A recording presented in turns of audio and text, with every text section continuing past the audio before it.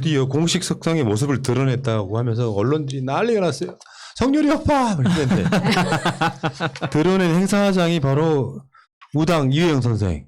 그 사진 한번 볼게요. 그 행사장 사진을. 뭐냐면 윤석열이 이 행사에 참여한 이 부분에 대해서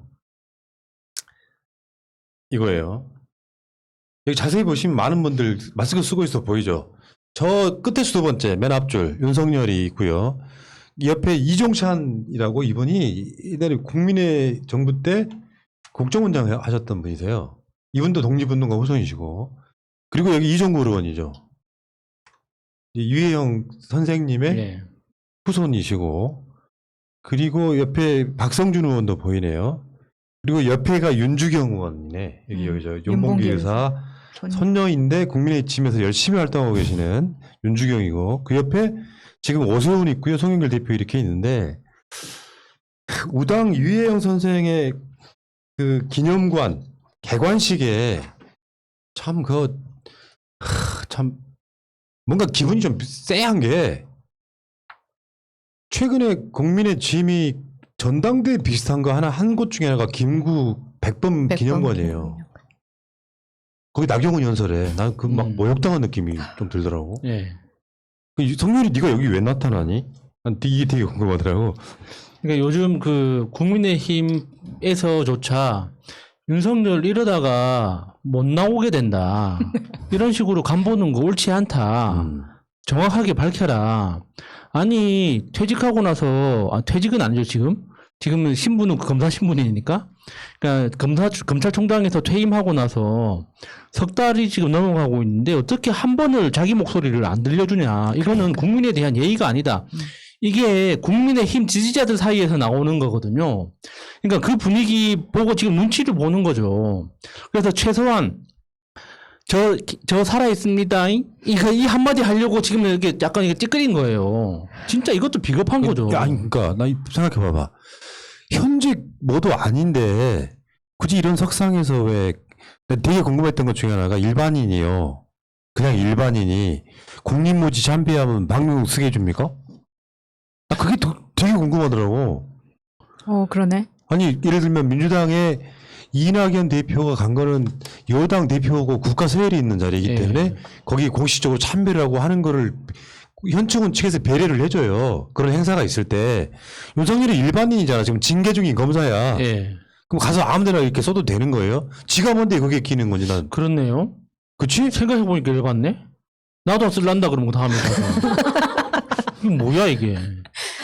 그리고 그 우당 김혜영 선생님 그 기념관에 대해서 당연히 이종걸 의원은 당연히 이게 그 자손으로서 참석해야 되는 거고, 그러니까 이종걸 의원을 둘러싼 그 우당 김혜영 선생님의 그 역사적인 어떤 이 후손들의 어떤 활동을 보면 이제 민주당하고 인연이 깊잖아요. 그러니까 송영길 대표도 당연히 가야 되고, 거기 윤주경 의원도 좀 꼴보기는 싫어도 참석하는 거 명분이 있는 거 아닙니까?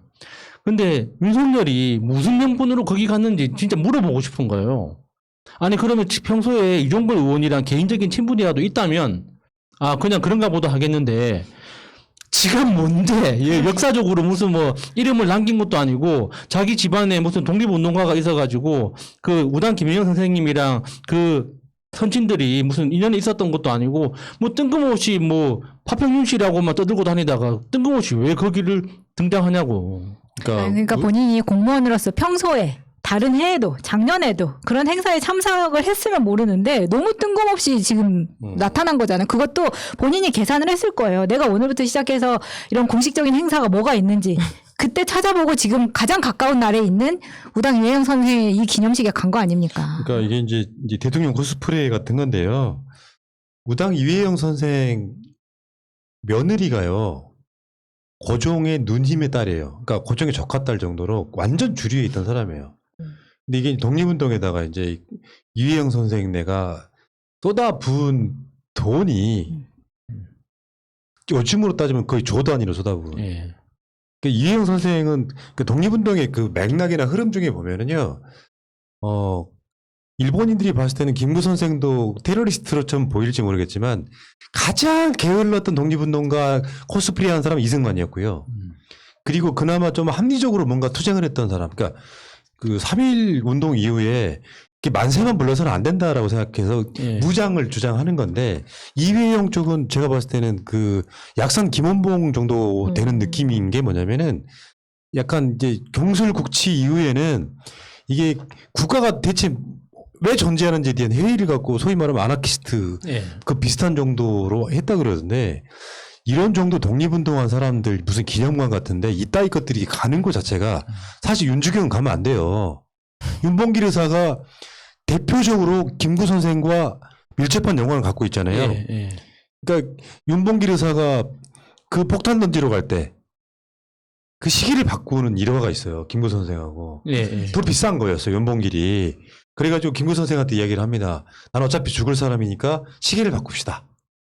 그런 사람들이 나라를 독립을 해왔던 그게 지금 불과 몇십 년 전입니다. 100년도 안 된 이야기잖아요.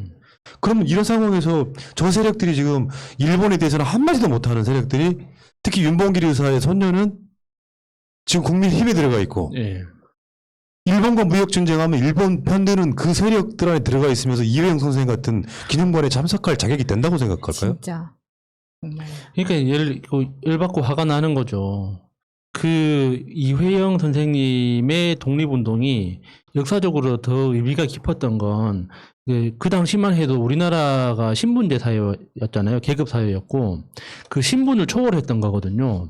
그 당시에 이회영 선생님이 저 만주에 땅을 사고 이렇게 재산을 쏟아부을 때 도산한 창호 선생님은 같이 안 하고 이제 미국으로 가서 이제 미국에서 독립운동을 했잖아요.